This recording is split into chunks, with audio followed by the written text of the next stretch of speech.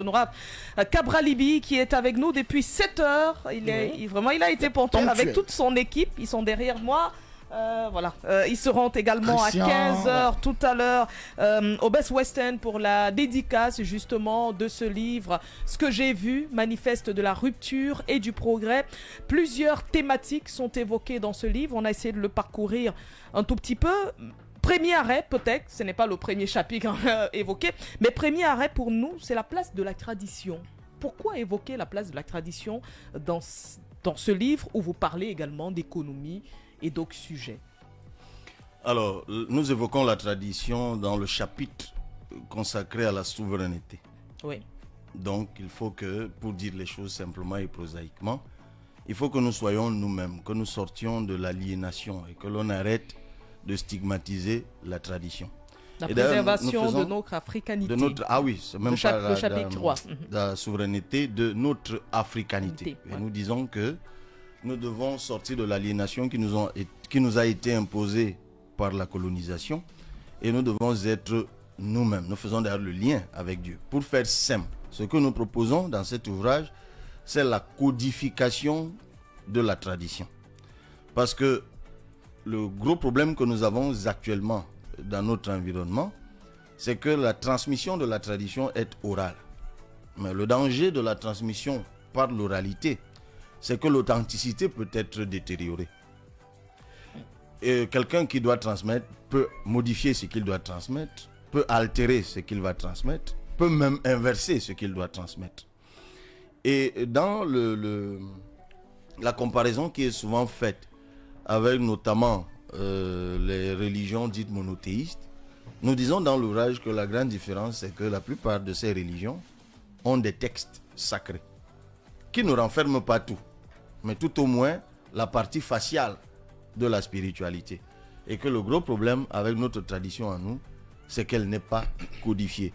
Et parce qu'elle n'est pas codifiée, elle fait l'objet de stigmatisation, elle est toujours reléguée au second plan. Pourtant, et nous le disons dans l'ouvrage, nous connaissions Dieu.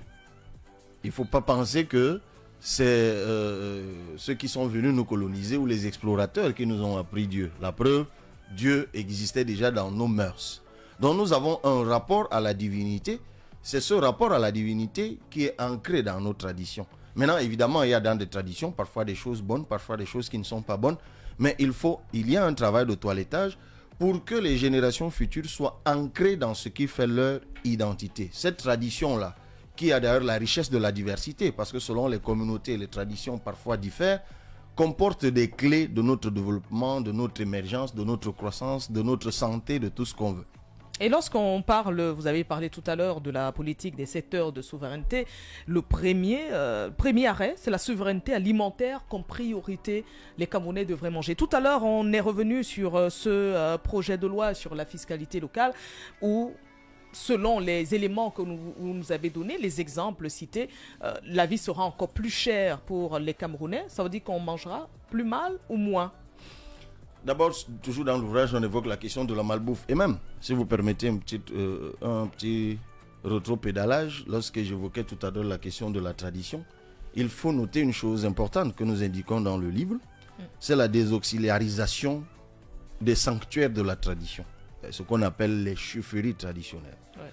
Nous pensons qu'il faut complètement les déconnecter de l'administration territoriale. Alors, si l'administration territoriale a besoin de personnel, elle n'a qu'à la recruter en mettant, je ne sais pas, des commis administratifs dans les villages où qu'on veuille.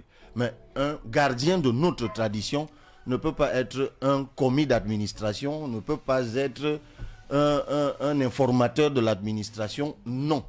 Le gardien de notre tradition doit résider dans un sanctuaire de notre tradition. Donc, nous disons des auxiliarisations de la tradition, sanctuarisation des lieux de tradition. Parce que ça doit être des lieux d'immersion, des lieux de reconnexion pour les nouvelles générations qui viennent s'immerger et s'ancrer dans ce qui fait leur identité. C'est quelque chose de très important. On va carrément, d'ailleurs, nous le disons, on va carrément sortir de la loi de 67. Je crois qu'il y a un décret, pas une loi, un décret de 67 qui organise les chefferies traditionnelles. Alors, il y a quelque chose d'aberrant et nous le disons dans le livre. Lorsqu'on évoque la loi de la chefferie de la tradition, on nous dit d'abord qu'elle est en degré. Vous avez les chefs de premier degré, de deuxième degré, de troisième degré.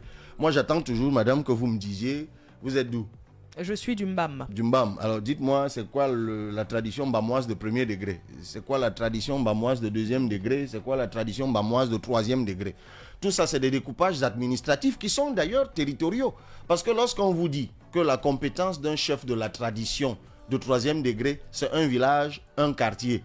Ben ok, si le Mbam est sur 10 villages, et il y a donc 10 villages, donc désormais la tradition est découpée en degrés parce que les Mbamois sont sur 10 villages. Ça n'a aucun sens, tous ces trucs-là. Ils n'ont même pas défini ce que c'est que la tradition. Et tout ça est fait à dessein, madame. C'est pour stigmatiser la tradition, la faire passer d'ailleurs parfois pour quelque chose de mauvais, de triste, de dangereux.